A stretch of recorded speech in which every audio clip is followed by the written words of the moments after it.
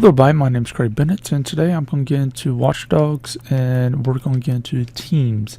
We're going to be talking about them, the pros and cons with them, what you can use them, how you can use them to your advantage. But I'm also going to get into and even show you how to recruit some team members, different ways to do it, and what I found to be the easiest way to do it overall. Now, as far as things goes, I will mention this right now. There's a maximum amount of actual team members you can have.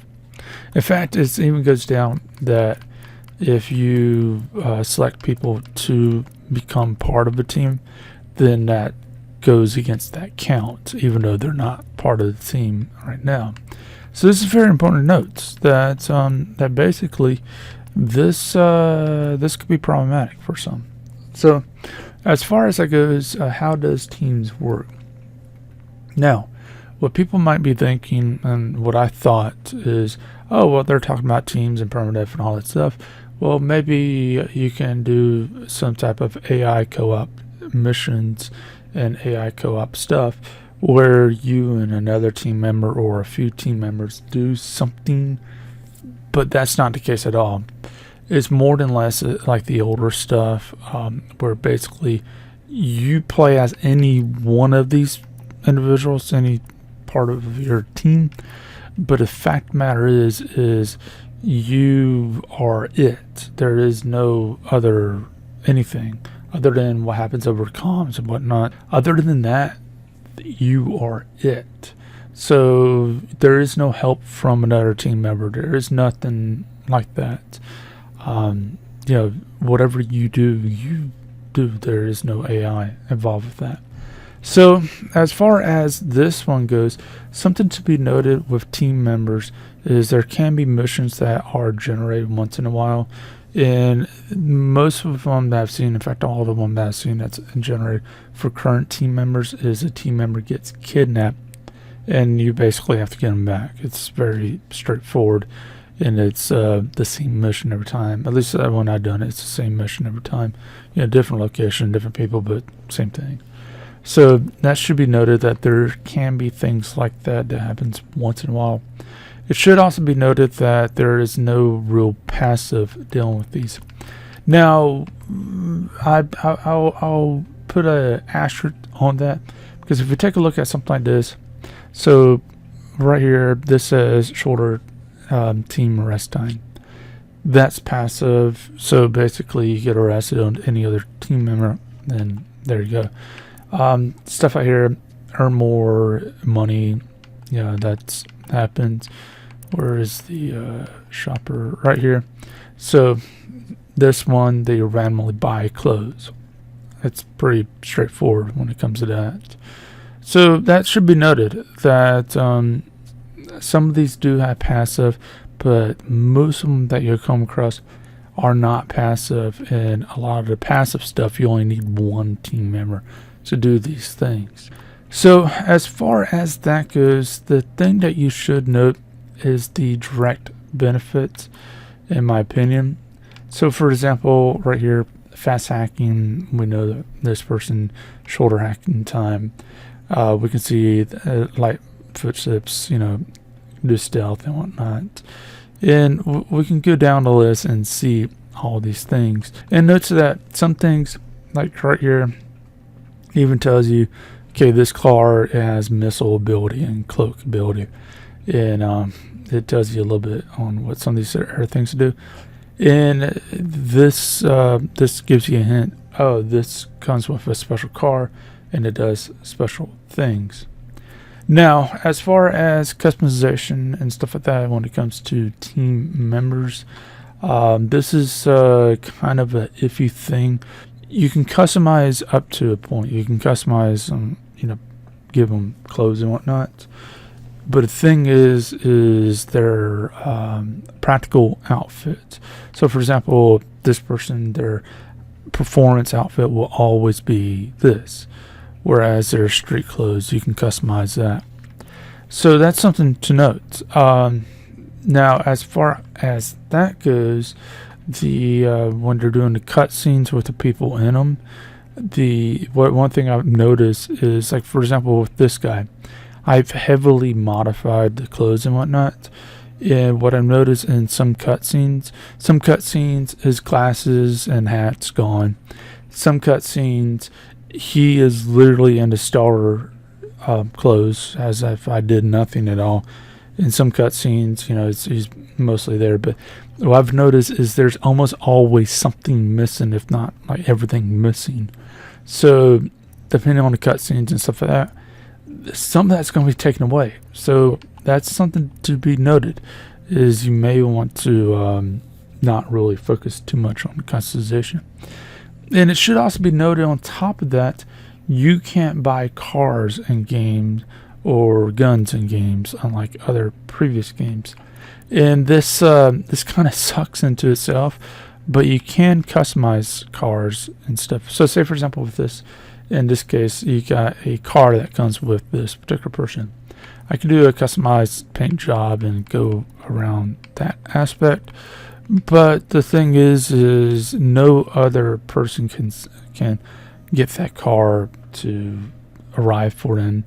And when I switch out, so say for example, I get that car, I get this person, get them in the world, get the car, and I know the car is there, and I switch people.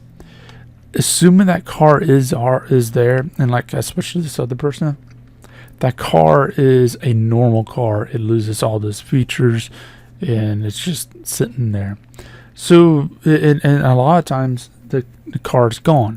Same thing with drones. Like this particular person, they have cargo drone ability.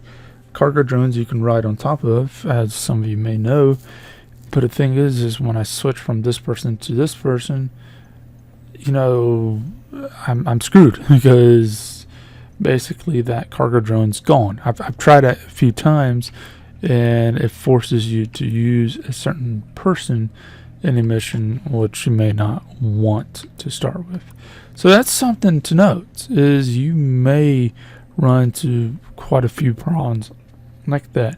Now, outside of these minor things once in a while, for the most part, you can use the same person for every single mission, except for very, very particular missions. Like you might need like someone with this uniform or uniform like that, and basically there's like one or two missions I know that requires that. There might be a few others, but outside that, you really can use the exact same person for every single mission, every single thing, unless if they get caught, get injured, or they die, then it's game over. Now, as far as DLC people, if they die, they die. There's ways to get them back, but if they die, and then those are cheaty ways, but if they die, then they're gone. So anyone who's playing it right now, you may know, depending on your version and whatnot, you may have 3 individuals, and where I have 2, one of them died and they're gone. There's no getting them back. Say for example, if I'm to see where this person is, I can actually see, oh, they're in this area, which is all fine. But if I want to bring them to my area, then I can just switch them from here. Whereas if I go to the map, then I'd spawn in their area. So that should be noted. Now, as far as this goes, when you want to hire someone, there's a few ways to hire someone. You can, over time, doing your thing, people will come up to you and say, hey, I want to join, you join. But a lot of your people that you're going to run across is something like this. And you're going to see, they disliked us for whatever reason. When you find someone, you can either go ahead and directly do a mission, which I advise you to never, ever, ever, ever do. Or you can just go into deep profile. Now, in this case, because we are not liked by this person, we can actually go here and say, oh, let's go ahead and investigate that. So let's go ahead and do that. And what this is going to do is, once we get it done, he will like us enough where he'll give us a mission if we want. Deportation order cleared. Our prospect can rest easy now. And then I will be able to actually get a mission for this person and go down that road. But I really don't want to, because what I found is when you do something like that, it's actually 10 times harder than it really needs to be. A lot of these are stupid easy. So what I can do is go, let's go to this particular one and do something very, very similar. Because otherwise it will have me do something like, move this car and put it into a river. Or now that you've helped them, they might be willing to talk to us. Something like move a armored vehicle into a very exact location. Something that is not easy by any stretch of the imagination when it comes into this game. Yeah, but I mean, what I'm doing here is just stupid easy. So what I can do is, a potential recruit has identified a stockpile of Clan Kelly crypto farming equipment in this area. I'm sure they'd be happy if we destroyed it. like right here. So it wants me to destroy stuff, which is fine. What I simply need to do is find a drone that's carrying a red package. So we got a red package here, which means explosive. So we just take this over here, drop it. A fittingly analog solution to a pesky digital problem. I'll inform our prospect. We're being contacted by our potential recruit. Patching them through now. I owe you guys big time. If you want to repay us, you must join DedSec. There is no other way. You kidding? Oh yeah. So simple as that. Yeah, I mean, it's fairly simple. Now we got the person. Otherwise, what would end up happening is we would actually have to go out and do some weird mission, like again, take out a truck or hide a truck somewhere, or do something like free a individual, or do 3 or 4 string missions together in order to get the person. The fact is this is the simplest and easiest way to do it. It's a little, in my opinion, cheaty, but the fact is it works. Like with this person, I can do this, and boom, within seconds, like after we're doing it, they're done type of situation. They're on my team, and it makes things easy. Now it should be noted, before I forget, it should be noted that if you do find yourself in a position that I don't want a particular person on my team, like say for example right here, I already got police contacts and whatnot. I don't really need this type of person. What I do is abandon recruitment, and that's it. If I don't want this person, for example, I can't do it with ones I got from doing the story or doing the game, as far as things goes. But like people like him I just picked up, I can just retire operative, and there goes that.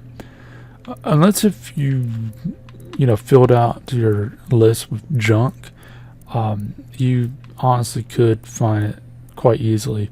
That's just a useless option to itself. So with that one being said, this is pretty much it. The extent of all the team stuff that they actually been talking about. Obviously, you can do things like co-op and stuff like that in the future. That's going to be released a couple months out. But I don't think I haven't heard anything about a online version of the game, unfortunately. So it'd be kind of nice if they had something, a GTA flair to it. But as far as this goes, this seems to be about it when it comes to teams. If you do have any questions or feel like I left something out, or something might have changed in the future, or I got something wrong, leave that in the comment section and I'll take a look at that. Anyways, leave a like, subscribe, share, and I'll see you next video. Hope you have a great day.